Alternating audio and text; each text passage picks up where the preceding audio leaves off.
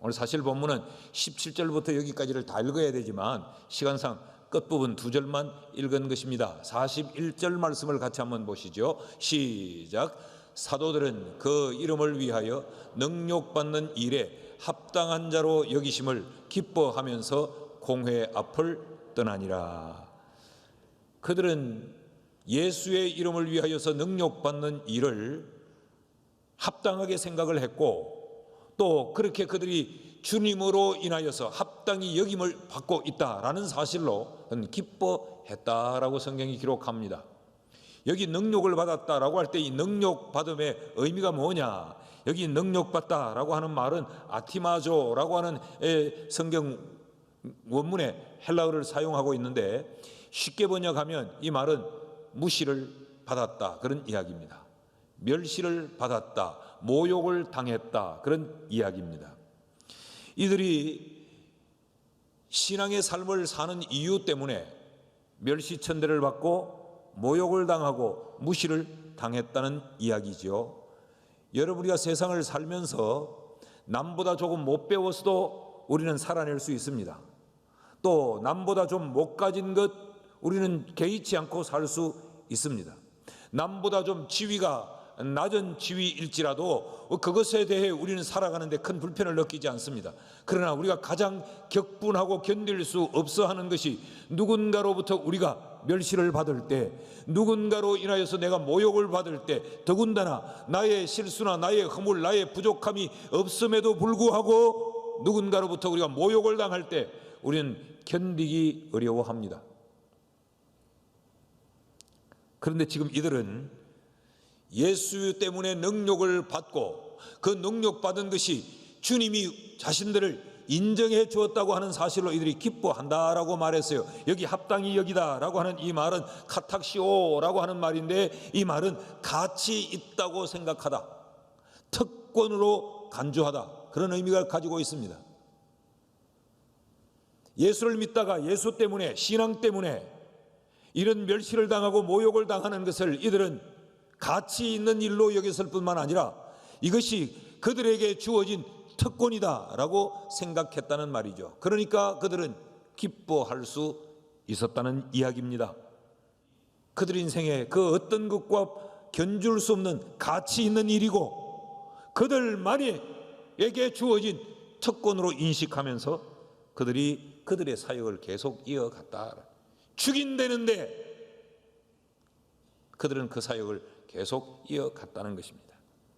5장 42절 말씀을 보면 그들이 날마다 성전에 있든지 집에 있든지 예수는 그리스도라고 가르치기와 전도하기를 그치지 아니하니라. 4장에서도 동일합니다. 4장 19절 20절 말씀을 보면 베드로와 요한이 대답하여 이르되 하나님 앞에서 너희의 말을 듣는 것이 하나님의 말씀을 듣는 것보다 옳은가 판단하라. 우리는 보고 들은 것을 말하지 아니할 수 없다. 죽이겠다는데도 우리는 하나님 앞에서 보고 들은 것을 말하지 아니할 수 없다라고 그들의 사역을 계속적으로 이어갔다는 것입니다. 더 신기한 것은 그런 핍박을 받는데도 그 초대교회의 이 공동체는 더 단단한 결속을 했고 대동단결했습니다. 4장 32절 말씀을 보면 믿는 무리가 한 마음과 한 뜻이 되어 모든 물건을 서로 통용하고 자기 재물을 조금이라도 자기 것이라 하는 이가 하나도 없더라. 이런 핍박 가운데 이런 능력을 받으면 그 공동체는 와해되기가 쉽습니다.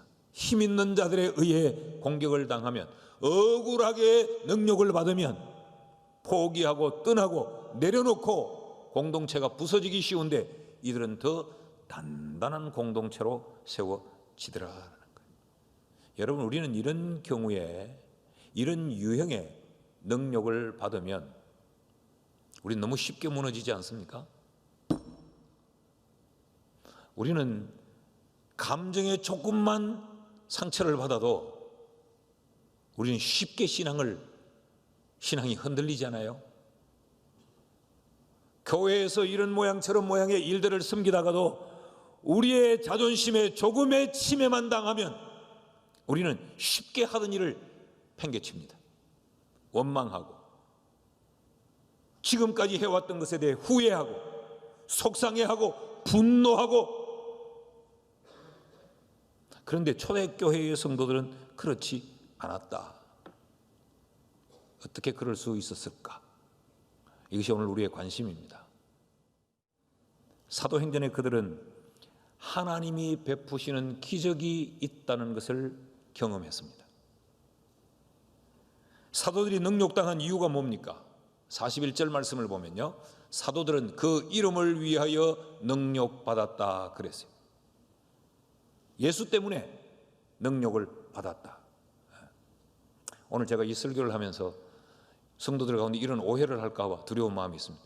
내가 힘들면 무조건 이 말씀에 다 대입을 하면 안 돼요. 사람이 힘들 때는 자기가 범죄해서 그럴 수도 있고 자기가 부질없는 욕심을 부려서 그런 어려움을 겪을 수도 있고 있는데 여기 그 무조건 대입하면 안 돼요. 예수의 이름을 위하여 능력을 받은, 신앙 때문에 능력을 받은, 그래서 지금 이들이 어떤 상황에 처해 있는가? 17절 18절 말씀을 같이 읽습니다. 시작. 대제사장과 그와 함께 있는 사람 즉 사두개인의 당파가 다 마음에 시기가 가득하여 일어나서 사도들을 잡아다가 옥에 가두었더니, 신앙 때문에 이들은 지금 투옥을 당해 있습니다. 저는 가끔 이런 생각을 해봅니다. 오늘의 시대에 그때 그들처럼 우리가 신앙 때문에 투옥을 당할 이런 환경이 우리에게 주어진다면 우리 교회 성도 몇 사람이 기뻐하며 투옥을 당할까? 자, 그런데 이들이 18절에 투옥을 당했다고 이야기하고 19절이 연이어서 이렇게 기록하고 있습니다. 같이 읽습니다. 시작. 주의 사자가 밤에 옥문을 열고 끌어내어 이르되.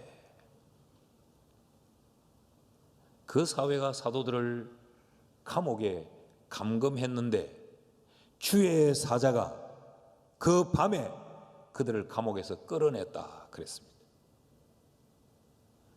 이들이 갇혀있던 그 감옥의 상태가 어떠했느냐? 23절 말씀을 보면요, 이르되 우리가 보니 감옥은 든든하게 잠겨 있고 지키는 사람들도 문에 서 있었는데 그래서 문을 열고 들어가 본즉 그 안에는 한 사람도 없었다. 여러분 18절 말씀에 보면 사도들을 잡아다가 집어넣었다 그랬어요. 한 명이 아니에요. 다수의 사도를 집어넣었는데 그 밤에 주의 사자가 잠겨있는 감옥의 문을 열고 그 감옥을 지키는 사람들이 있었음에도 불구하고 그들을 감옥에서 끌어냈다.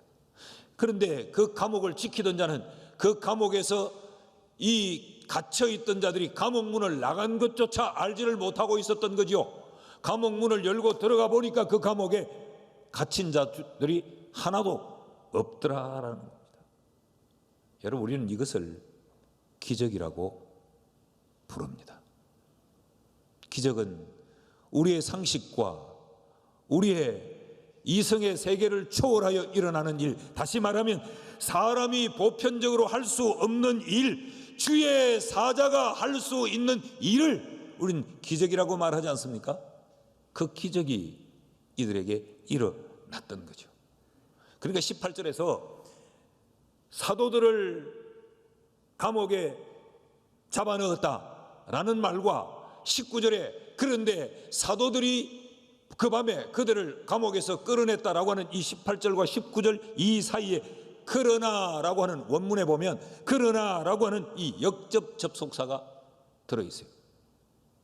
상황을 완전히 뒤집어 엎는 일이. 여러분, 제자들에게 있어서 그 밤은 투옥의 밤, 고통의 밤, 속상하는 밤, 억울한 밤이었죠. 능욕의 밤이었습니다. 그런데 하나님 편에서는 그 밤은 기적을 베푸시는 밤이었어요. 옥문이 열리고 기적의 아침을 만나게 하는 밤이 바로 그 밤이었습니다. 그러니 여러분 잘 보십시오. 그 밤에 그들을 감옥에 투옥시킨 그 사람들에게는 기적이 일어난 것을 그들은 몰랐어요. 그런데 사도들은 그 밤에 기적이 일어난 것을 경험한 거죠. 그러니 세상의 사람들은 기적을 몰라요. 근데 하나님의 사람들은 기적을 압니다. 여러분 신앙생활을 하시다가 신앙 때문에 능력의 밤을 맞을 때 그때는 기억하셔야 됩니다. 하나님이 베푸시는 기적이 있다. 지금까지 내가 경험한 것은 오늘 아침부터 시작하여 내가 지금 이 투옥된 이 밤이지만 이 밤이 내일의 새날을 향하여 갈 때는 이 밤은 기적의 밤이라는 것이죠. 그래서 성경은 우리에게 우리가 어떤 상황에 처할지라도 그런 능력의 자리에서 기적이 있음을 믿고 그 기적을 기대하면서 그 기적을 하나님 앞에 기도하라고 가르칩니다. 그래서 사도행전에 우리의 신앙의 선배들은 능력을 받으면서도 기뻐할 수 있었습니다. 난 오늘 3부 예배를 드리는 우리 성도들에게도 이런 믿음이 있기를 주의 이름으로 축복합니다. 하나님은 어제나 오늘이나 영원토록 동일하신 하나님이라는 것 믿으시죠? 2000년 전 그 사도들에게 주의 이름으로 능력을 받을 때 하나님이 이런 기적을 베푸셨다면 오늘의 이 시대에 신앙 때문에 우리가 손해를 볼 때 하나님은 우리에게도 동일한 기적을 베풀어 주실 수가 있습니다. 코로나 때문에 직장에서 신앙의 압박을 받으십니까?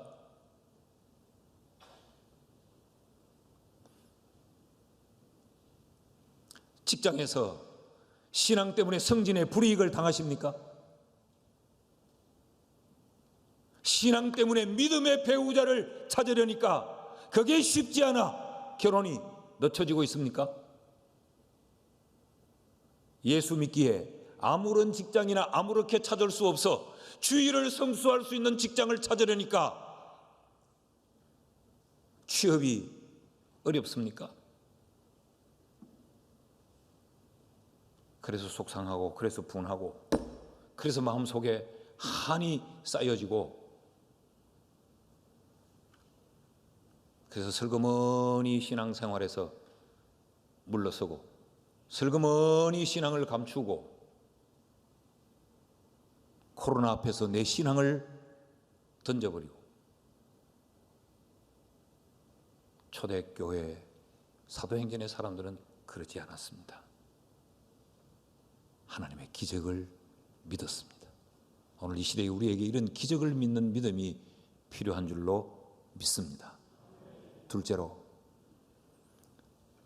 사도행전의 사람들은 어떻게 능력을 받으면서도 기뻐할 수 있었는가? 그들은 무엇을 경험했고 그들은 무엇을 기억했는가?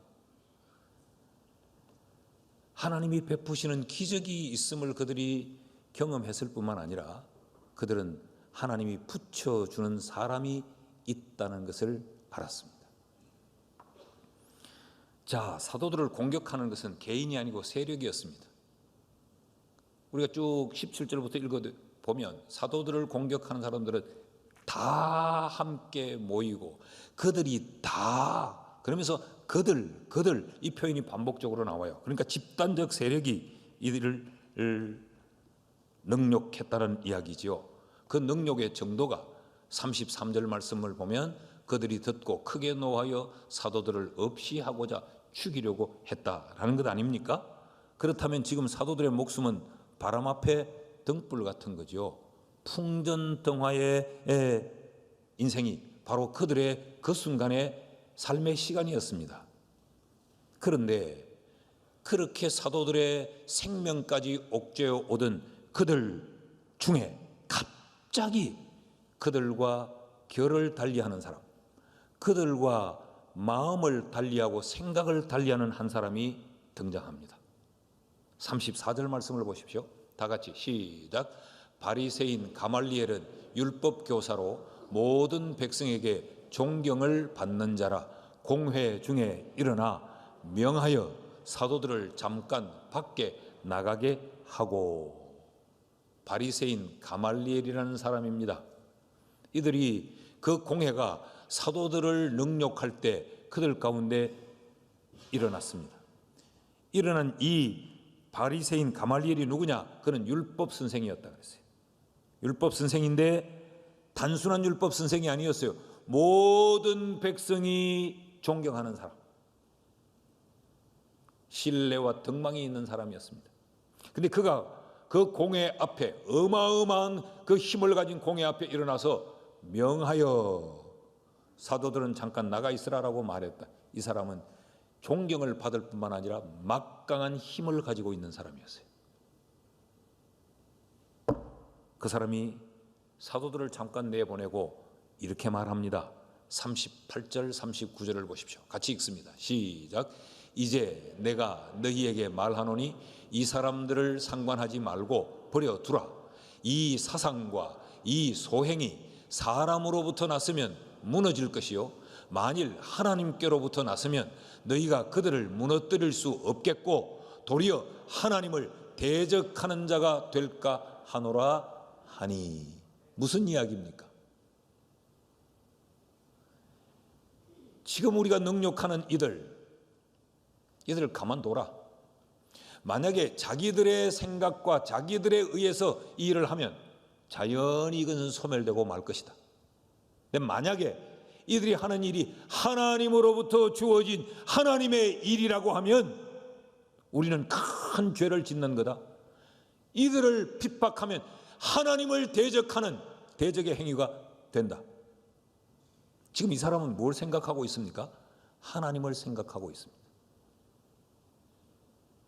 지금 눈앞에 아주 초라하고 보잘것없어 그 사회의 기득권 세력 앞에 포박을 당하여 무릎을 꿇고 있는 그들을 이는 어떻게 봤느냐? 하나님의 사람이면 우리가 저들을 함부로 대할 수 없다. 그것은 하나님을 대적하는 일이라고. 지금 이 바리새인 가말리엘은 하나님을 생각하고 있는 거예요. 하나님을 두려워하고 있는 거예요.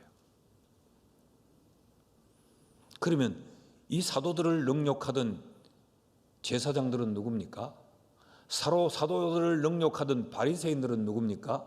그 사도계인들은 누굽니까? 그 공회를 이루고 있는 힘을 가진 그들은 누굽니까? 이들 모두가 하나님을 아는 자들, 하나님을 믿는 자들이요. 아니, 하나님을 믿는 것이 아니라 이들은 하나님 때문에 먹고 사는 자들입니다.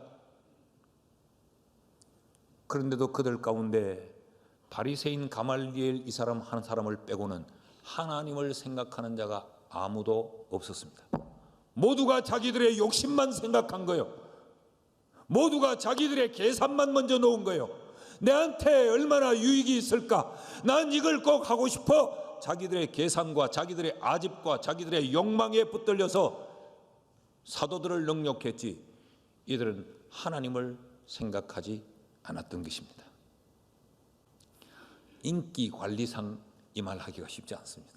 모든 백성들에게 지금 존경을 받고 있는데, 나를 존경하는 그 모두가 사도들을 죽이라고 소리치는데 내가 그들과 다른 말을 하면 그날로부터 내 인기는 떨어질 것이라 쉽지 않습니다. 그리고 지금 율법 선생인 이분의 신분으로 봤을 때, 이분이 바리새파에 소속된 자기의 그 소속으로 볼 때 이 말을 하기는 결코 쉽지 않습니다. 그러나 그럼에도 불구하고 바리새인 가말리엘은 그 공회 앞에서 이렇게 말했다는 거죠. 그럼 도대체 이 사람은 누군가? 이 사람은 누구냐? 하나님이 그의 마음에 감동을 주신 사람이에요. 하나님이 그의 눈을 뜨게 해서 다른 사람들처럼 욕심에 붙들려서 눈이 어두워져 헛한 짓 하지 않도록 하나님을 생각하게 하셨어요. 하나님께서 그의 마음에 감동을 주어서 그로 하여금 하나님의 일을 위하여 사도들을 돕는 자가 되게끔 하나님이 붙여주신 사람입니다. 여러분 기억하십시오. 하나님이 붙여주는 사람들이 있습니다. 셋째로, 이 사도들은 능력을 받으면서도 어떻게 기뻐할 수 있었는가? 하나님이 베푸시는 기적이 있음을 이들은 알았고, 하나님이 붙여주는 사람들이 있다는 것을 이들이 알았을 뿐만 아니라 하나님이 부어주시는 능력이 있다는 것을 이들은 알았어요. 41절을 다시 보면 사도들은 그 이름을 위하여 능력받는 일에 합당한 자로 여기심을 기뻐하며 공회 앞을 떠났다 그랬어요. 이 능력받는 일을 피할 수도 있지 않았겠습니까? 원망할 수도 있지 않았겠습니까? 지금 자신들의 목숨이 위협을 당하고 있는데도 이들은 원망하거나 피하여 도망하거나 자신들을 능욕하는 그 세력을 향하여서 항거하거나 그러지 않았어요. 오히려 가치 있는 일이라고 여기고 기뻐했다고 말합니다. 여기 기뻐하다라고 하는 이 말은 이 헬라어 원어로 카이로라는 단어를 쓰고 있는데, 이 단어는 카라라고 하는 단어에서 왔습니다. 여기 기뻐한다라고 하는 것은 무언가를 기대하면서 소망하는 기쁨을 말해요. 그래서 지금 능력을 받는 것은 결코 기쁜 것은 아닙니다. 매를 맞는 것이 신나고 즐거운 일은 아닙니다. 그럼에도 불구하고 이들은 기뻐했다라고 하는 것은 지금이 그들이 신앙의 위협을 당하지만 그들은 무언가를 소망하는 신앙을 가지고 기뻐했다라는 이야기예요. 이것을 요즘 말로 바꾸면 이들은 종말론적인 신앙을 가졌다라는 것입니다. 생명의 위협을 받음에도 불구하고 그들은 그들과 타협하지 않았고, 그럼에도 하나님이 기적이 있음을 믿었고, 그럼에도 하나님이 붙여주는 사람이 있음을 알았기에 하나님이 주시는 그 능력을 덧입어 이들이 기뻐했다라는 이야기죠. 42절 말씀 보십시오. 그렇게 기뻐하면서 그들이 날마다 성전에 있든지 집에 있든지 예수는 그리스도라고 가르치기와 전도하기를 그치지 않았다. 이게 능력입니다. 여러분, 능력은 뭘 예언하는 것, 무슨 환상을 보는 것, 병자를 고치는 것, 이것도 능력이에요. 그런데 정말 우리에게 필요한 것은 환상을 보는 능력이 아니라, 예언하는 능력이 아니라 우리의 일상의 삶에서 신앙의 길을 갈 때 우리의 신앙의 길을 제대로 갈 수 없도록 방해하고 위협하고 우리를 신앙의 길에서 탈선토록 미혹하는 그 미혹들 앞에서도 흔들림이 없이 하나님을 소망하며 하나님을 생각하면서 그 신앙의 길을 갈 수 있는 것, 그것이 능력입니다. 여러분, 오늘 우리에게 이런 능력이 필요하지 않습니까? 나는 여러분들이 다 방언하거나 여러분이 다 예언하거나 여러분이 다 귀신을 쫓아내기를 원치는 않아요. 그러나 여러분들이 이 신앙의 길에서 어떤 순간에도 하나님을 생각하고 어떤 상황에서도 하나님을 소망하고 어떤 형편에서도 하나님을 즐거워하는 이런 신앙의 길을 가는 능력자가 되기를 주의 이름으로 축복합니다. 사랑하는 여러분, 우리가 신앙 때문에 내 속에 갈등이 일어날 때, 주일날 예배하는 것 때문에, 주일날 교회 가는 것 때문에 내 마음에 혼란이 일어나고 내게 어떤 어려움이 찾아올 때, 그때 꼭 기억하십시오. 하나님이 베푸시는 기적, 하나님이 붙여주시는 사람, 하나님이 부어주시는 능력이 있다는 사실을 기억하고 주저앉지 말고 타협하지 말고 변명하지 말고 신앙에 승리하는 자들 되기를 주의 이름으로 축원합니다.